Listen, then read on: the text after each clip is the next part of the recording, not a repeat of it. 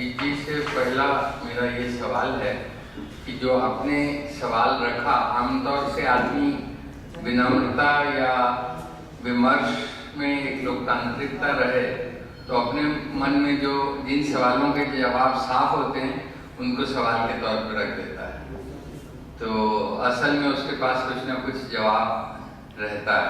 तो अजीत जी ने जो सवाल रखा कि अभी के लोकतंत्र की चुनौती ये है कि उसको वास्तविक लोकतंत्र कैसे बनाया जाए, उसमें आम लोगों की भागीदारी कैसे हो, और उसके उदाहरण इस बात का खुलासा करते हुए आपने जो कहा कि ये पूंजीवादियों का दुष्प्रचार है कि जो प्रगतिशील ताकतें होती हैं वो लोकतंत्र के खिलाफ होती हैं और आज़ादी के खिलाफ होती हैं, जबकि वो एक सीमित तबके की आज़ादी के बारे में पूंजीपति वर्ग चिंतित रहता और पूरे समाज के बारे में नहीं रहता। ये विडंबना यहाँ भी है। एक किताब में कहीं किसी ने लिखा होगा, हमें नहीं पता कि कब किसने लिखा, अभी लंच में भी बहस हो रही थी कि डिक्टेटरशिप ऑफ द प्रोलेटेरिएट को कैसे छोड़ा जा सकता है वगैरह वगैरह।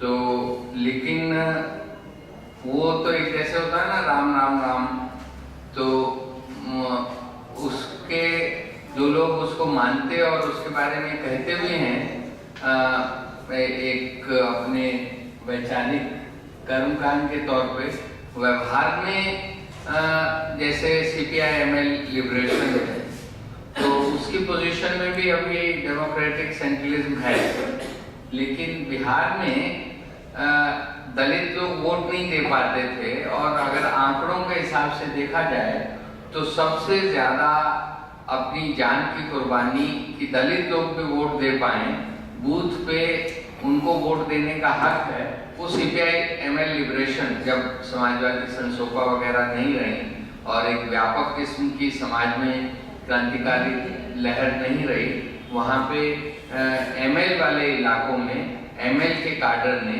काफी बड़े पैमाने पे कुर्बानी दी। उसकी एक वजह ये भी है कि उन्होंने लोकतंत्र को इज्जत और अपनी आज़ादी अपने सामाजिक तबके की, और दलित काडर भी बड़ी संख्या में था CPI-ML के अब जो लिबरेशन हो गया उनके हिस्से के तौर पे। तो और उसके बाद अभी तक का लगातार एक इतिहास रहा है कि एक संघर्षों के बाद सब पार्टियां वोट राज में आई हैं। तो ये जो एक क्रिटिक है, तो पहला मेरा यही सवाल है कि इस इतिहास के बावजूद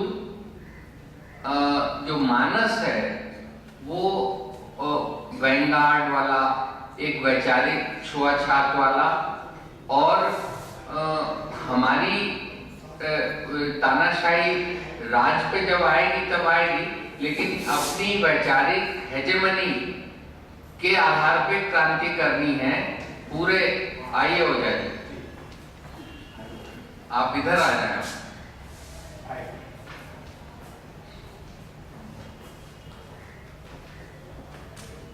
मैंने शुरू में तो याद किया आपको कि ओझा के बगैर इस बहस में कैसे दम आएगा, बाद में मैं भूल गया और निश्चिंत होकर कुछ कहने लगा।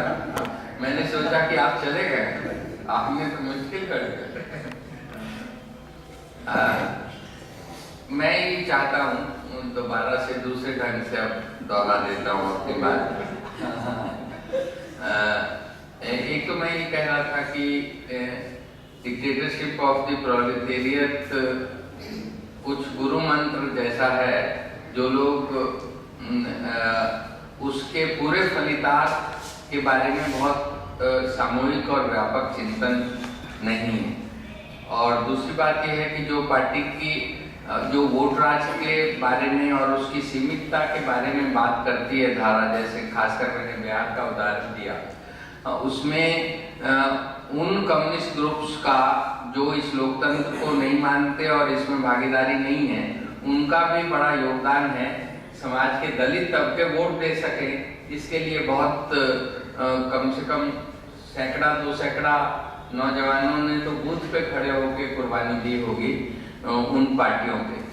तो जब ये वोट राज इतनी कुर्बानी से लेके हम पाते हैं तो वो कैसे एक बेहतर और सुगढ़ हथियार हो, इसके बारे में हमारे दायरों में चर्चा क्यों नहीं होती। जो अजीत जो बता रहे हैं विचार यात्रा, उसमें अगर वोट राज एक महत्वपूर्ण और सहज उसका तार्किक परिणाम है, तो फिर हमारी बहसों में भी वोट राज की सीमा के बारे में और वोट राज को लोक राज में बदलने का औजार कैसे बनाना है, इस पे बहस मुझे लगता है कि नाकाफी है। एक इस सवाल पे मैं चाहूँगा।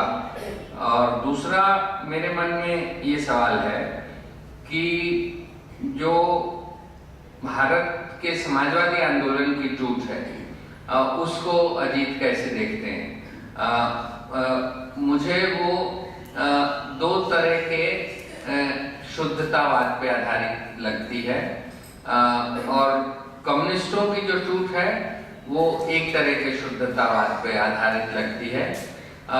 वो जो साझा शुद्धतावाद है वो वैचारिक शुद्धतावाद है, और भारतीय समाजवादी आंदोलन की जो समाजवाद के विचार में हमारे हिसाब से आस्था रखते हैं और मुख्य धारा की पार्टियों में नहीं है, मैं आज के कालखंड की बात कर रहा हूँ, 69 के बाद के कालखंड की बात कर रहा हूँ, उसमें मैंने समता संगठन के बनाने में, जिसमें तमाम कुजात लोहियावादियों की बड़ी भूमिका थी, जो किशन जी को अपना नेता नहीं मानते थे, उसमें भी मैंने पाया कि नेताओं का आपस में संवाद लगभग शून्य था।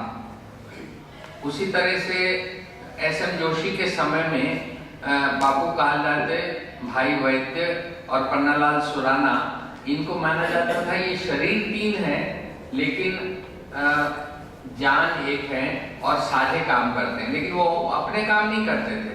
एस.एम. जोशी जो समाजवाद के लिए एजेंडा मानते थे, उस पर वो भी चलते थे, नाना डेंगले भी चलते थे, अपने बाबा अढ़ाव भी चलते थे, ये सब लोग माने जाते थे कि उनके महत्वपूर्ण लेफ्टिनेंट्स हैं। उसी तरह से पब्लिक परसेप्शन में सुरेंद्र मोहन जी और दंडवते जी एक माने जाते हैं, लेकिन मेरी जो समझ है, सुरेंद्र मोहन जी अपनी लाइन खुद ही तय करते थे। पन्नालाल सुराना और भाई वैद्य टेक्निकल जो चीज है उन पे कोई निरंतर का संवाद और कोई ऐसा साझा वो नहीं है मंच जिसमें एक वैचारिक ऊहापोह और जो वैचारिक दुविधाएं हैं उन पे गंभीर दुविधाओं पे, डायलेमास पे गंभीर वैचारिक बहस समूह में मैंने अपने यहाँ होते हुए नहीं देखी। और मैं ये बात सही है कि मैं समाजवाद की बुढ़ापे की संतान हूँ। 68 के बाद ही मैं अपनी मोहल्ला कमेटी का संयोजक बना, तो चूंकि अजीत जी इतिहासकार के नाते उसके अतीत के बारे में भी हमसे ज़्यादा जानते हैं, तो ये जो विचार और संगठन के बीच में द्वैत है, जो आज की वैचारिक पार्टियां हैं, वो किस तरह से अपना अलग अलग रहना तर्क संगत मानती हैं, ये मेरे जिस तरह से रोज समाज जीवन के हर तबके, हर गतिविधि के बारे में ये राज नए नए कानून बना रहा है जिससे हमारा पूरा राज्य कॉर्पोरेट कंट्रोल हो जाए, और उसके खिलाफ हम लोग एक नहीं हो पा रहे हैं। ये इसके पीछे क्या वैचारिक पेच है, ये दूसरी बात मैं समझना चाहता हूँ। और तीसरी सिर्फ दोहराने की बात है कि जो पहले मैंने कही थी कि जो अलग अलग परिस्थितियों से संघर्ष के अलग अलग रूप होंगे। जो मुस्लिम है सामाजिक सुरक्षा के बारे में है, तो अपर कास्ट मुस्लिम है तो वो एक अलग ढंग से सांप्रदायिकता के सवाल को देखेगा। जो दलित मुस्लिम है वो सामाजिक सुरक्षा और सामाजिक समता के सवाल में कैसे जोड़ बिठाएगा। तो इस तरह से बहुस्तरीय बहुआयामी राजनीतिक संगठन जो समाज में ही चार तबकों से सामाजिक क्रांति के लिए लड़ रहा हो, वो वोट राज के लिए तो उपयोगी हो नहीं सकता। तो इसलिए जो समग्र क्रांति, सब क्रांति की बात लोहिया या जेपी कहते थे, उनके लिए संगठन बनाएंगे तो वोट राज में तो सदा हाशिए पे ही रहेंगे। तो इन सवालों पे हमारी सामूहिक राय कैसे बने और वो अभी क्यों नहीं बन पा रही है, इस पे अजीत जी के मन में जो बातें हैं वो उनमें से जिन बातों को वो हमें अपने साथ साझी करने लायक बात मानते हो, मैं चाहूँगा कि खुल के उन पर अपनी बात करें।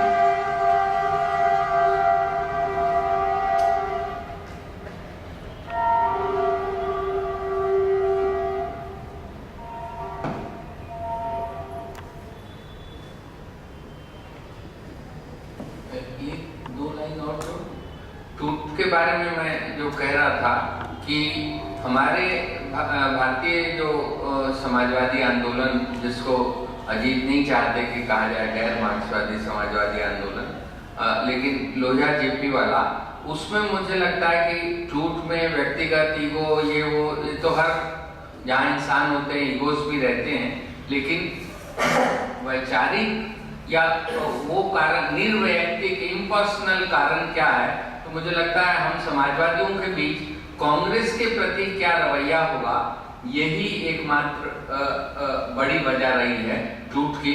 या कहिए कि जो केंद्रीय सत्ता, जैसे अभी भाजपा हुई है तो अब टूट इस पे भी होने लगी है कि कांग्रेस के प्रति क्या रुख रहेगा और भाजपा के प्रति क्या रहेगा।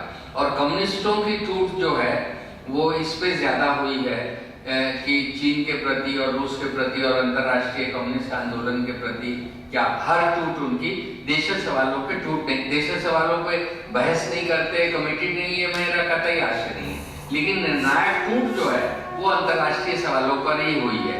तो अगर ये सच है तो इतिहासकार के नाते तो उनका जो दूसरा फॉर्मुलेशन है वो क्या पॉलिटिकल कन्वीनियंस के लिए है, जिसमें वो कह रहे थे कि भारत के कम्युनिस्टों में भी राष्ट्रीयता और ये प्रगतिशीलता साझी रही है, क्या उनके यहाँ इंटरनेशनलिज्म का पलड़ा ज्यादा भारी नहीं रहा है बजाय राष्ट्रीय पहचान के? अभी भी देखिए चीन के भटकाव के बारे में किसी भी ब्रांड का, खुर्शेव ब्रांड का भी कम्युनिस्ट बोलने में संकोच करता है। तो ये क्या माजरा है? भारत के सरकार ने चीन की सुरक्षा परिषद में सदस्यता के लिए कितना जोखिम लिया उस समय की महाशक्तियों के खिलाफ, लेकिन हमारी कम्युनिस्ट पार्टी नहीं कह रही चीन की कम्युनिस्ट पार्टी से कि हम आपसे रिश्ता खत्म कर लेंगे जब तक आप हमारे को सुरक्षा परिषद में हमारे लिए वो नहीं करते।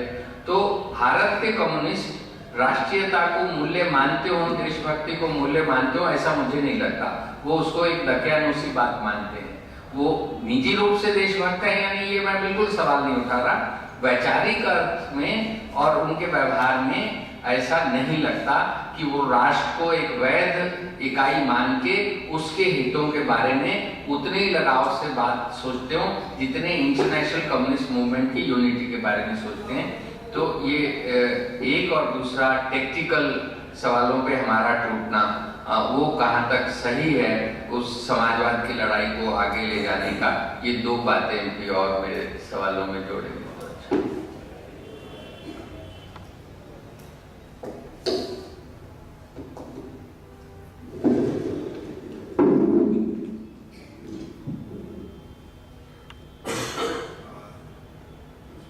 साथियों, इतने सवालों के ऊपर तो कोई टिप्पणी करना शायद संभव नहीं होगा, और इस पर अगर सचमुच इन सब बातों पर हमको गंभीर चर्चा करनी है तो थोड़ा ज़्यादा तैयारी की भी जरूरत होगी। पर कुछ चंद बातें जो पिछले सत्र में भी चर्चा में आई और ओझा जी आ गए हैं, इनका जिक्र हो रहा था, तो और ओली जी अभी नहीं है यहाँ पर इस बैठक में वो केंद्रीय वक्ता है, तो जो बातें उन्होंने यहाँ रखी उस संदर्भ में ही मैं जो बातें रखी थी वो उसका एक संदर्भ ये था कि समाजवादी आंदोलन में भी, और अब जिसको भारतीय समाजवादी आंदोलन बोलते हैं, और वो निश्चित तौर पर 1948 के बाद अपनी आत्मा में तो गैर मार्क्सवादी होता ही गया था, इसमें कोई शक की बात नहीं है। और जितना गैर मार्क्सवादी हुआ नहीं, उससे ज़्यादा उसने उसको माना था। तो उसकी जो अपनी आत्म चेतना है उसमें वो ज़्यादा गैर मार्क्सवादी है जितना गैर मार्क्सवादी वो वास्तव में है। लेकिन जो सवाल मैं उठा रहा था वो ये कि जो स्टालिनवाद या जहाँ जहाँ जिनको पोस्ट रिवॉल्यूशनरी सोसाइटीज बोलते हैं, हर जगह तानाशाही राज कायम हुआ। उसमें शायद क्यूबा को छोड़ करके जहाँ तानाशाही होने के बावजूद शायद आम जनता पे अत्याचार का या शासन की निर्ममता का बहुत उदाहरण नहीं है। उसके अलावा ये तानाशाही का अपना एक तर्क बना, उनकी मंशा क्या थी नहीं थी, वो कोई शोषण का राज स्थापित करना चाहते थे नहीं करना चाहते थे, इसके बारे में बहस हो सकती है। मंशा उनकी बहुत अच्छी हो सकती है, क्रांतिकारी हो सकती है, लेकिन उस तानाशाही शासन व्यवस्था का अपना एक लॉजिक, अपना एक डायनामिक्स बना, और उसको दुनिया के बहुत सारे मुक्तिकामी लोगों ने उसकी आलोचना की। जो शुरू में उसके केवल भारत की बात नहीं है, यूरोप में भी जो कम्युनिस्ट लोग थे, यहाँ तक कि सार्थ वगैरह थे, वो प्रारंभिक दौर में स्टालिनवाद के समर्थक थे, बहुत लंबे समय तक उसके समर्थक रहे। पर धीरे धीरे ये संख्या लगातार बढ़ती चली गई, और अब दुनिया के कम्युनिस्ट आंदोलन में भी ये संख्या लगातार बढ़ती जा रही है, जो तानाशाही के बहुत खिलाफ हैं, जो पोस्ट रिवॉल्यूशनरी सोसाइटीज के जो डेवलपमेंट्स हैं उसके बहुत खिलाफ है। ऐसे बहुत सारे कम्युनिस्ट मार्क्सवादी, गैर कम्युनिस्ट मार्क्सवादियों की बात मैं नहीं कर रहा हूँ। पर जो चिंता और खतरा, क्योंकि समाजवाद के लिए जो लक्ष्य है वो एकांगी लक्ष्य नहीं है। शासन व्यवस्था कैसी होगी, वो एक तानाशाही शासन व्यवस्था होगी कि वो एक लोकतांत्रिक तानाशाही व्यवस्था होगी। समाजवाद के सामने केवल ये सवाल नहीं है, समाजवाद के सामने समाज में परिवर्तन का सवाल है, व्यक्ति के और समाज के विकास का सवाल है, मनुष्य की आजादी का सवाल है। और इन सवालों को हमारे विरोधी भी और हम भी कई बार उसको तानाशाही बनाम लोकतंत्र में समेट देते हैं। जैसे ये सवाल के बारे में एक पोजीशन हम ले लेंगे तो समाजवाद की चुनौतियां और समाजवाद की चाबी हमारे हाथ में आ जाए। तो मैं सिर्फ उस ओर इशारा कर रहा था कि डिक्टेटरशिप ऑफ प्रोलेटेरिएट या स्टालिनवाद या माओवाद को आप रिजेक्ट करना चाहिए, उसको, उसमें कोई दो राय की बात नहीं है, पर उसको रिजेक्ट करना और मल्टी पार्टी डेमोक्रेसी को स्वीकार करना इतना महज समाजवाद के लिए पर्याप्त नहीं है। ये मल्टी पार्टी डेमोक्रेसी समाजवाद के लिए एक जरूरी चीज हो सकती है, पर समाजवादियों को इसके अलावा बहुत सारे उद्यम, बहुत सारे प्रयास सिद्धांत और व्यवहार के स्तर पे भी करने होंगे। उस चीज की ओर मैं ज्यादा इशारा करना चाहता हूँ। जो डिक्टेटरशिप ऑफ प्रोलेटेरिएट का सवाल है, वो सवाल इतना महत्वपूर्ण इसलिए बन गया क्योंकि मुझे नहीं लगता है कि मार्क्सिज्म में, कम से कम मार्क्स की अपनी जो रचना है, लेखन है, उसमें थ्योरी ऑफ स्टेट का कोई बहुत ज्यादा महत्व है जितना कि आज हम उसको मानते हैं। आज मार्क्सिज्म को एक स्टेट थ्योरी के तौर पे हम मानते हैं, और जो मार्क्सिज्म की पहली एनालिसिस शुरू होती है वो एनालिसिस ऑफ स्टेट से शुरू होती है। पर मार्क्स के अपने लेखन में स्टेट की इतनी अहमियत है क्या, मुझे शंका है। शंका इसलिए है क्योंकि स्टेट का इस किस्म का कोई स्वरूप मार्क्स के समय में नहीं था। जो राज्य सत्ता से समाज उस समय का निकल रहा था, सामंती राज सत्ता, सामंती राज सत्ता में केंद्रीय सत्ता बहुत कमजोर थी। सत्ता समाज में बहुत बिखरी हुई थी, अलग अलग स्तरों पर बिखरी हुई थी। तो समाज में जो परिवर्तन होने वाला है, उस परिवर्तन में राज्य की क्या भूमिका होगी, ये मार्क्स के समय में ये इतना केंद्रीय सवाल नहीं था। और पूंजीवाद को उन्होंने मुख्यतः उनका जो थ्योरी में मुख्य योगदान है वो यही है कि कैपिटल जो है, कैपिटलिज्म जो है, वो एक ऐसी व्यवस्था है जिसमें उसकी जो इकोनॉमिक मॉडल है वही डोमिनेंट है, वही सारे समाज को संचालित करती है, राजनीति को भी संचालित करती है। उससे पहले की किसी भी समाज व्यवस्था के बारे में, जो कैपिटलिज्म के बारे में उन्होंने कहा, उसी से ये निष्कर्ष निकाला गया कि सारे समाजों के बारे में उन्होंने कहा कि अर्थव्यवस्था ही उसको संचालित करती है। वो केवल पूंजीवाद के बारे में वो माने, वो सामंतवाद के बारे में वो मान्यता नहीं है, स्लेव सोसाइटी के बारे में वो मान्यता नहीं है। तो उनके थ्योरी के केंद्र में पूंजीवाद है और पूंजीवाद की गति उनके थ्योरी के केंद्र है। और उसमें राजनीति कैसी चल रही है, राज व्यवस्था कैसी चल रही है, ये उनका जो मुख्य सिद्धांत है, उसमें इसके लिए बहुत ज्यादा जगह नहीं है इस बात के।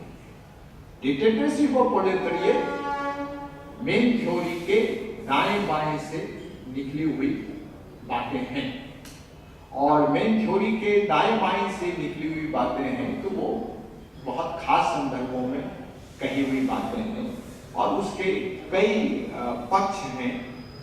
उसमें प्रोलेटरिएट एक चीज है, लेकिन जैसा कि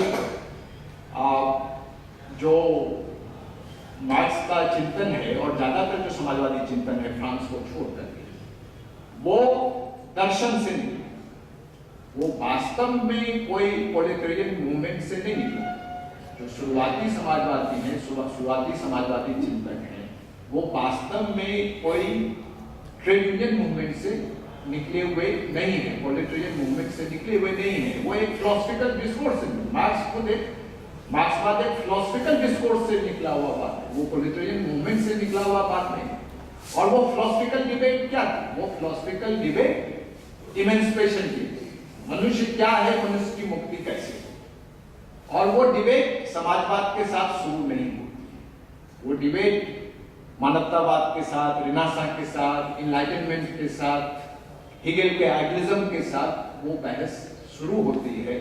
और उसी बहस में हिस्सा लेते लेते मार्क्स एक फिलॉसफी पर पहुंचते हैं जहां फ्रीडम, मनुष्य का फ्रीडम, मनुष्य का इमेंसिपेशन, यही उसमें केंद्रीय बात है। प्रोलेटरिएट उसमें बहुत बाद में आता है, वो पहले नहीं आता है। और जब प्रोलेटरिएट उसमें आता है तो उसी फिलॉसफी को प्रोलेटरियन फिलॉसफी कहने लगते हैं। तो मार्क्सवाद केवल प्रोलेटरिएट नहीं है, प्रोलेटरियन भी। जहां पर आप प्रोलेटरिएट अगर नहीं भी हैं, पर उस विश्व दृष्टि को, उस जीवन दृष्टि को मानते हैं, तो आप एक प्रोलेटरियन विश्व दृष्टि को मानते हैं।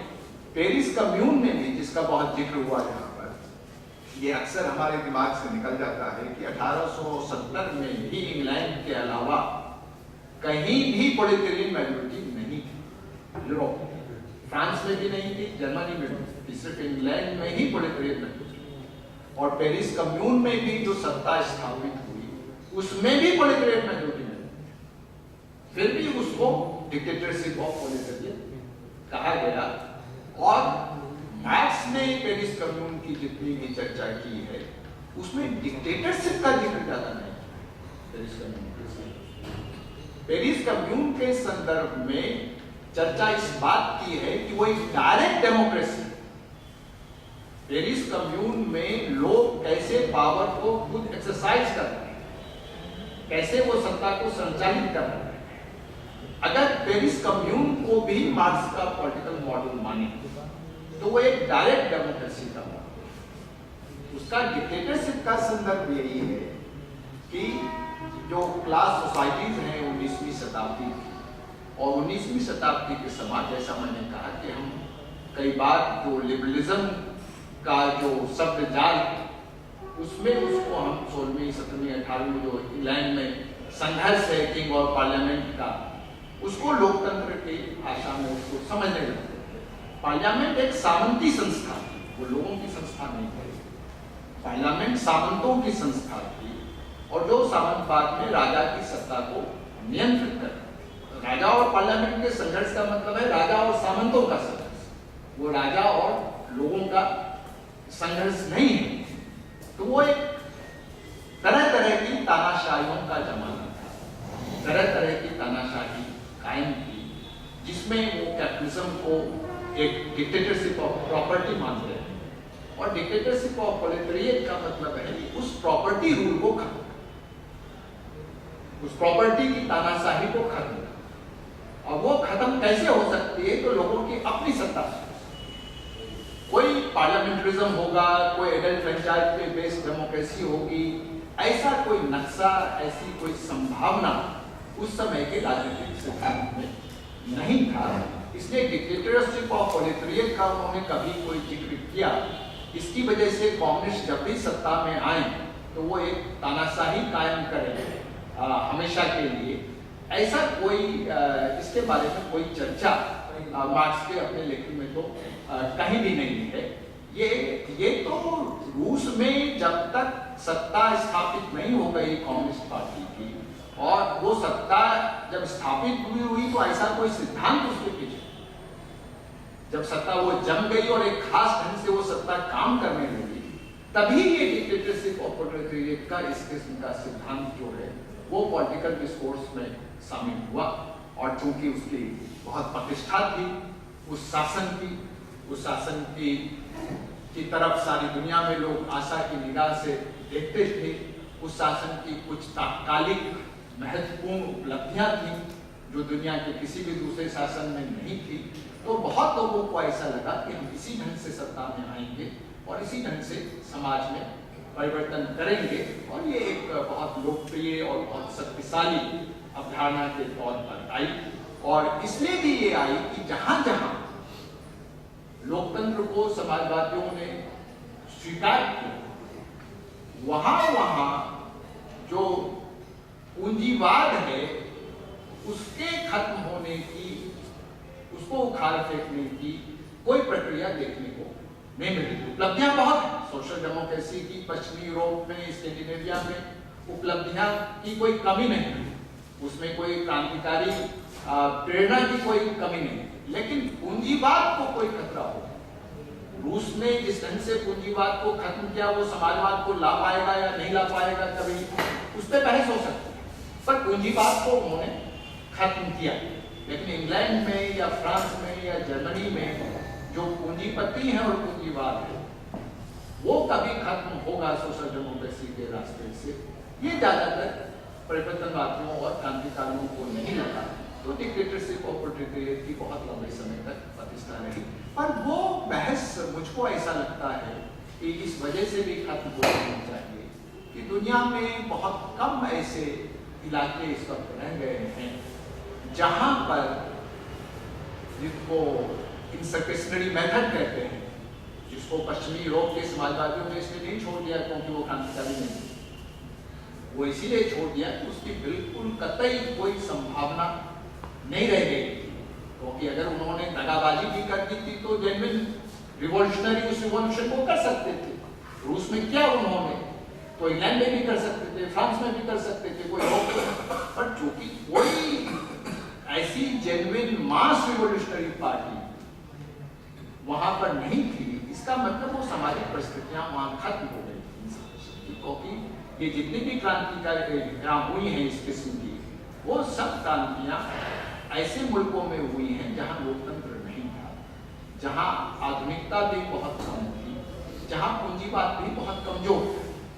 किसी भी विकसित पूंजीवादी राष्ट्र में एक हथियारबंद क्रांति के द्वारा कोई गंभीर प्रयास किया गया हो क्रांति का, और वो प्रयास जब जब हुआ वो हमेशा काउंटर रिवॉल्यूशन के द्वारा हुआ, रिवॉल्यूशन के द्वारा नहीं हुआ।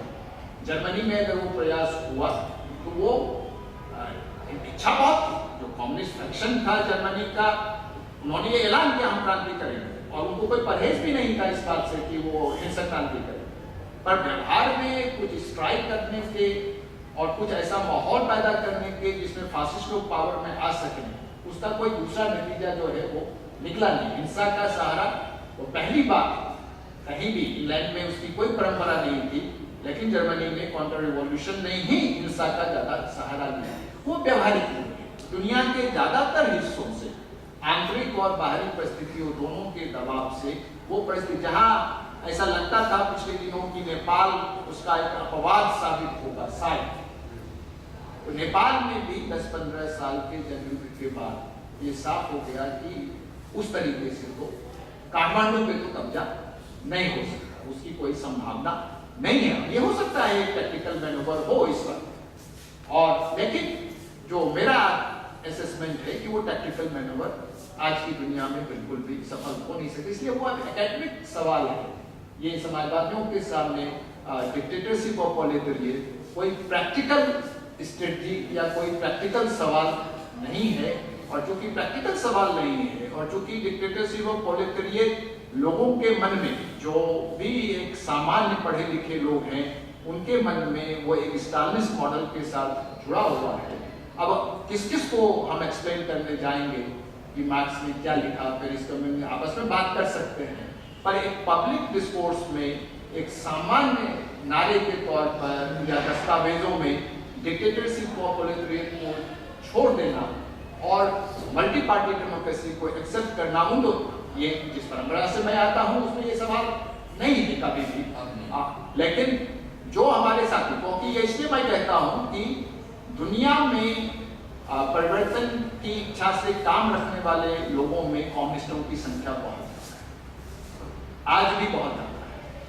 उनका मजाक उड़ाने से या इतिहास में उनको गलत साबित कर दिया या फतवा देने से कोई परिवर्तन की लड़ाई मजबूत नहीं होती है, परिवर्तन की लड़ाई कमजोर होती है।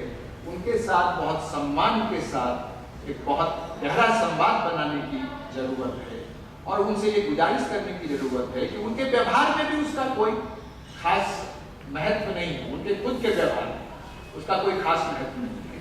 तो इस बात को अगर छोड़ देंगे तो, और बहुत सारे ऐसे कम्युनिस्ट हैं जिनको हम स्टालिनिस्ट कम्युनिस्ट कहते हैं हिंदुस्तान के, वो भी उनको कम्युनिस्ट मानने से इनकार नहीं करते। उन्हीं की दुनिया के बारे में जब वो किताबें लेके घूमते हैं तो समीर अमीन की किताब लेके ही घूमते हैं, पॉल स्वीडी की ही किताब लेके घूमते, उनको सोशलिस्ट रजिस्टर को, ब्रिटिश सोशलिस्टों को छोड़ भी दें, कम से कम इन दो नामों के बारे में उनमें से कोई ये नहीं कह सकता है कि ये कम्युनिस्ट नहीं है।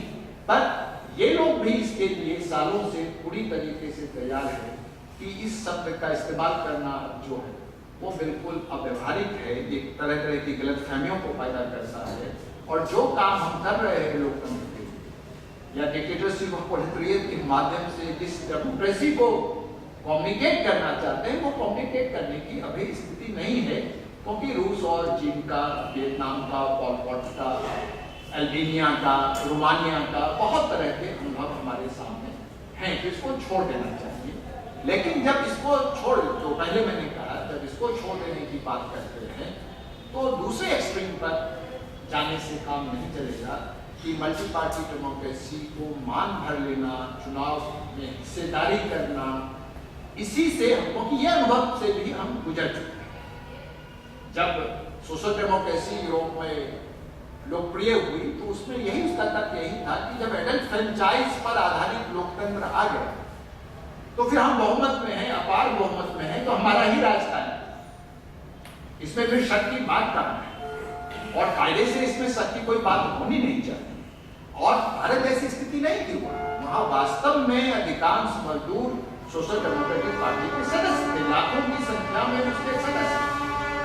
उसके बावजूद अगर सत्ता में आने के बाद पूंजी के तंत्र को बुनियादी तौर से कमजोर नहीं किया जा सकता और कुछ डिस्ट्रीब्यूटिव जस्टिस जरूर है, मगर वो जो समता की जो भी न्यूनतम परिकल्पना होगी उसकी तरफ लगातार बढ़ने की कोई प्रक्रिया वहां पर नहीं बन सकी, तो इसका मतलब बड़ी बड़ी राजनीतिक पार्टियां और सत्ता में आने से भी हम उस तरफ बहुत आगे नहीं बढ़ पाते हैं। तो ये दोनों अनुभव हमारे सामने, इन दोनों अनुभवों के संदर्भ में और जो हमारी आज की स्थिति है, जहां ना हम एक हिंसा के द्वारा चाहे भी तो सत्ता पे काबिज नहीं हो सकते और चुनाव के द्वारा भी सत्ता पे काबिज नहीं हो सकते, चाहे अधिकांश दुनिया के देशों में और भारत में खास तौर पर ये हालत है। तो ऐसे समय में हमारे सामने सैद्धांतिक और व्यवहारिक सवाल क्या होने चाहिए, ये मेरी चिंता का विषय है। जो क्लासिकल सोशलिज्म के बहस है, सोशल डेमोक्रेसी और कम्युनिज्म का, उस बहस से हमको बहुत गाइडेंस इसमें मिलती नहीं है, क्योंकि हम ना तो चुनाव के बारे में बहुत मजबूत हैं इस वक्त और ना हिंसा के बारे में बहुत मजबूत हैं। और जो तीसरा हमारी एक ताकत थी, जो जिसके आधार पर इन दोनों ताकतों को अंजाम दिया गया, कि समाज में बहुत बड़े पैमाने पर लोगों के ऊपर समाजवादियों का असर था, समाजवादी विचारों का असर था। समाज के विभिन्न वर्गों को अलग अलग संगठनों के माध्यम से संगठित किया गया था। सत्ता में जितनी भागीदारी थी उससे कहीं ज्यादा समाज में भागीदारी थी। अखबारों के माध्यम से, पत्रिकाओं के माध्यम से, जन संगठनों के माध्यम से, सांस्कृतिक आंदोलनों के माध्यम से, कोऑपरेटिव्स के माध्यम से, तरह तरह के कोऑपरेटिव, शुरू से सोशलिस्ट मूवमेंट में कोऑपरेटिव्स का अपना एक अलग महत्व रहा है। उस पैमाने से भी आज हम काफी कमजोर हालत में हैं।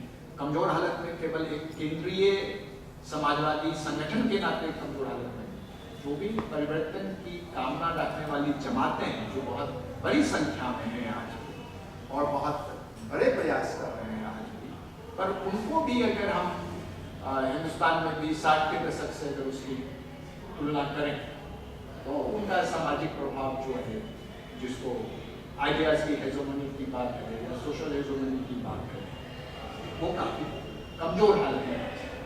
तो इन परिस्थितियों में जो साथी प्रतिबद्ध हैं समाजवाद के बारे में, या कई साथी समाजवाद का इस्तेमाल नहीं करते हैं, समाजवाद शब्द का भी इस्तेमाल नहीं करते हैं, और अगर हम सहानुभूति से सोचेंगे तो हमारे हिसाब से वो समाजवादी ही हैं।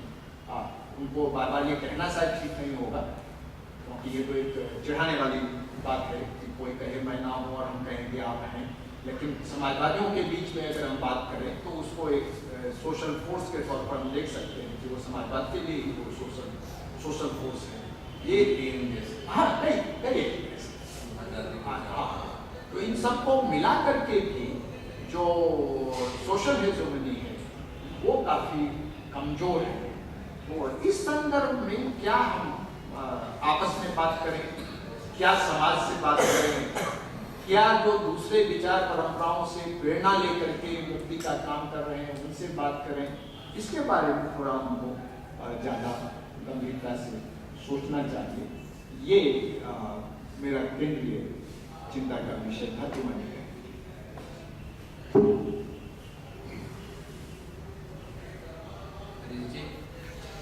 आप लंच में बात करने लगे तो मुझे होली की आगे बढ़ाएं।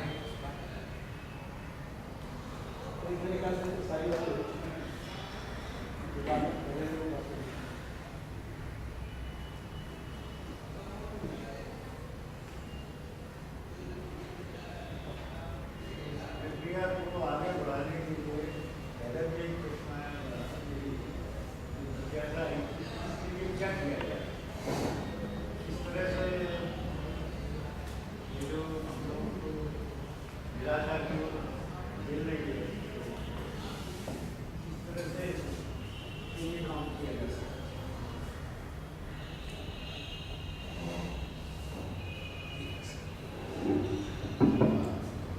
एक बात तो निराशा की कोई बात नहीं है। जो ओली जी ने जाने से पहले जो आखिरी बात कही वो बहुत महत्वपूर्ण बात है। निराशा जो है वो जो हमारा लक्ष्य है उसको मद्देनजर निराशा है, और वो लक्ष्य भी चूंकि पिछले 100 साल से ऐसा मान लिया गया कि वो हासिल होने वाला है, जल्दी हासिल होने वाला है, इसलिए निराशा की बात है। नहीं तो मानव इतिहास के किसी भी कालखंड से अगर उसकी तुलना करेंगे तो कई मायनों में आजादी का विस्तार जो है वो बहुत बड़े पैमाने पे हुआ है पिछले 100-200 सालों में, और बहुत तेजी से, और तमाम उसका समय या संदर्भ मुझे नहीं लगा एक्सपेरिमेंट का। एक तरफ पूंजी की ताकत है, इसमें कोई शक की बात नहीं, उसका अपना एक तर्क है, उसकी अपनी एक दिशा है, और उसके सामने कोई भी बाधा हम नहीं रख पा रहे पूंजी के सामने। लेकिन हमारे जीवन का एकमात्र सच पूंजी नहीं है। राष्ट्र है, समाज है, लोकतंत्र है, कई तरह की और चीजें हैं। बाकी हर पैमाने पर आजादी का विस्तार जो है वो बहुत तेजी से हुआ है। अब वो आजादी का विस्तार ही मुख्य धारा बन जाए, कैसे बन जाए, वो हमारी चिंता है। पूंजी का जो नियंत्रण है वो कैसे खत्म हो जाए, ये हमारी चिंता है। लेकिन जैसा उन्होंने कहा कि जो चीजें अकल्पनीय थी, आज उनकी चर्चा करने से पढ़े लिखे लोग कहते हैं कि किस जमाने की आप बात कर रहे हैं। हाँ, ये ऐसा कहीं होता है क्या? आप जबकि आज भी हो रहा है, पर भी बहुत लोगों के जीवन से वो चीज निकल गई है। तो ऐसी बहुत सारी चीजें हैं। तो निराशा की बात नहीं है कोई, क्योंकि ऐसा मैं पहले भी एक दो बार बोल चुका हूं कि बहुत बड़े राजनीतिक दल और बहुत बड़े राजनीतिक आंदोलन ये हमेशा नहीं रहे। समाजवादी आंदोलन में भी मार्क्स के अपने समय में कम्युनिस्ट लीग जितनी बड़ी थी, उससे बड़ी तो परिवर्तन की संस्थाएं आज सैकड़ों हैं। उनके समय में कम्युनिस्ट इंटरनेशनल जितना बड़ा था, उससे तो आज की दुनिया में मेहनतकश लोगों के बहुत बड़े संगठन हैं आज के।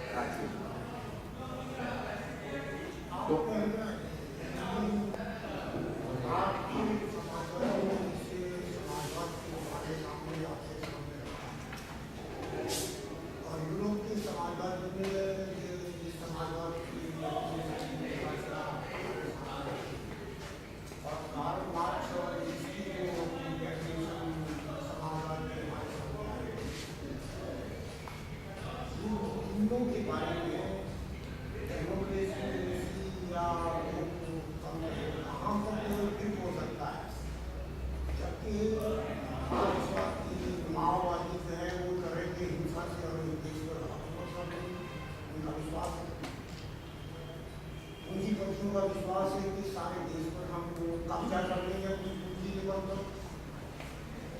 और धार्मिक लोगों का या लोगों का विश्वास है कि हम शांति नाम पर ही सारे देश को कर लेंगे। तो हमने एक बार सुना था, कहते थे कि मार्क्सवादी जो है वो केवल पेट की भूख का तो वर्णन करते हैं, जनता को खाने का काम करते हैं। और देश के वो खाली दिमाग से जोड़ करके लोगों को अपनी तरफ खींचने का काम करते हैं। तो दोनों जब पेट भर जाता है तो दिमाग की भूख जागती है, और जब पेट नहीं भरता है तो दिमाग की भूख नहीं जागती है। तो दोनों सिद्धांतों को वो अधूरा मानते थे, मार्क्सिज्म को भी और ये जो धार्मिक प्रवृत्ति से लेकर के या कॉमन सेक्टर लेकर के चलने वाले देश के राजनीतिक दल हैं, इनको दोनों को अधूरा मानते थे। आपने उस तरफ कोई लेकिन आप जो हमसे ज़्यादा लीडर भी हैं और आंदोलन में भी साथ रहे और समाजवाद को लोहिया को समझाया, जयप्रकाश को भी, आचार्य नरेंद्र देव को भी, आखिर डॉक्टर लोहिया ने क्यों कहना पड़ा कि सोशलिज्म नथिंग एक्सेप्ट। समाजवाद तो समाजवाद है, इसके सिवा कुछ नहीं है। उसको मान सकते उसके साथ करके जोड़ करके सोशलिज्म का ये वो गलत है, गांधी सोशलिज्म का ये वो गलत है, और साइंटिफिक सोशलिज्म का ये वो गलत है। तो ये आप संपूर्ण बात को अधूरा बात में क्यों परिवर्तित कर रहे हैं?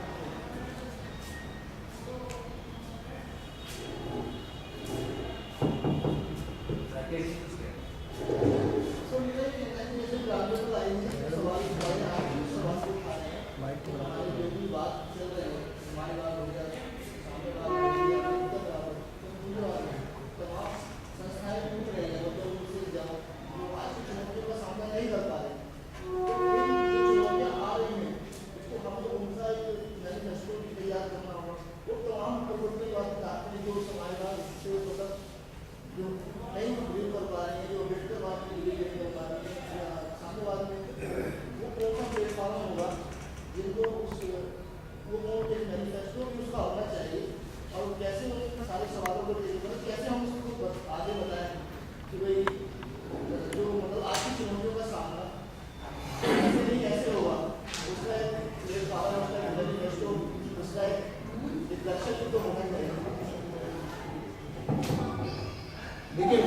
मैनिफेस्टो तो बहुत हैं और जो क्लासिकल सवाल हैं, जिन सवालों के बारे में हम ज़्यादा चर्चा कर रहे हैं, उन सवालों के बारे में मैनिफेस्टोज की कमी नहीं है। कमी इस बात की है कि हम अपने समय के मैनिफेस्टोज का अध्ययन नहीं कर रहे हैं।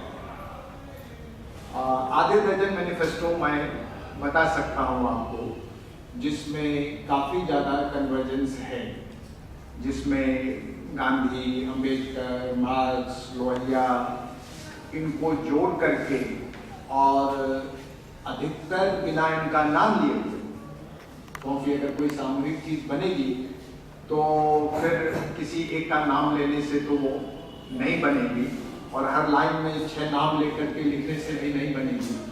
तो जो उनकी आत्मा है, उनके विचारों की, उसको लेकर के बने हैं मैनिफेस्टो, और ऐसे मैनिफेस्टो बहुत हैं। दिक्कत क्या है कि जो सवाल हमको लगता है कि साफ हो गए हैं पास्ट के बारे में, जिसकी ओर मैं इशारा करना चाहता हूँ, उससे भविष्य की राजनीति, कारगर राजनीति का निर्माण नहीं हो रहा है। चिंता और चुनौती वहां पैदा होती है। डिक्टेटरशिप और प्रोलेटेरिएट के सवाल को आप सुलटा ले सकते हैं, वो उतना बड़ा सवाल नहीं है। या जैसा सिसोदिया जी ने कहा कि भाई आप समाजवाद शब्द का इस्तेमाल कीजिए, इसकी क्या जरूरत है, मार्क्सवाद शब्द का इस्तेमाल करने की जरूरत है, ये सब हो सकता है, ये उतना मुश्किल नहीं है। पर जो मुश्किल है वो ये है,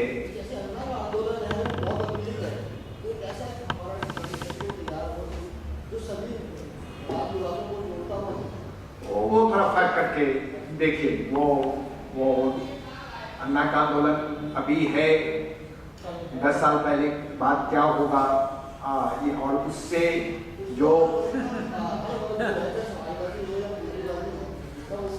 नहीं, हर वर्ग तो कांग्रेस के साथ भी है, हर वर्ग बीजेपी के साथ भी है, हर वर्ग तो हर जगह।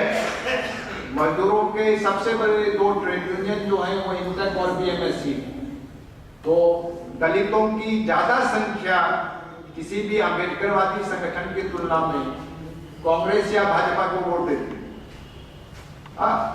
तो वो एक अलग मसला है, वो एक अलग मसला है। जो आपकी चिंता है वो उसी के बारे में बात है कि अपनी जमीन पर खड़े होकर, अपनी जमीन छोड़ करके तो आप बहुत चीजें कर सकते हैं, पर अपनी जमीन पर, जैसे वो बाबरी मस्जिद का जब चल रहा था तो यही चर्चा बहुत चल रही थी कि भाई हम भी कुछ ऐसा ही कुछ इमोटिव ढूंढ लें। तो अपनी जमीन छोड़ करके तो कई तरीके हो सकते हैं, पर सवाल है कि अगर अपनी जमीन आप छोड़ेंगे तो फिर आपकी कोई जरूरत भी नहीं होगी। जो आप सोच रहे हैं कि ऐसा कुछ सोचिए, तो वो अगर सोच भी लेंगे आप, तो उसको कर रहे लोग पहले से हैं।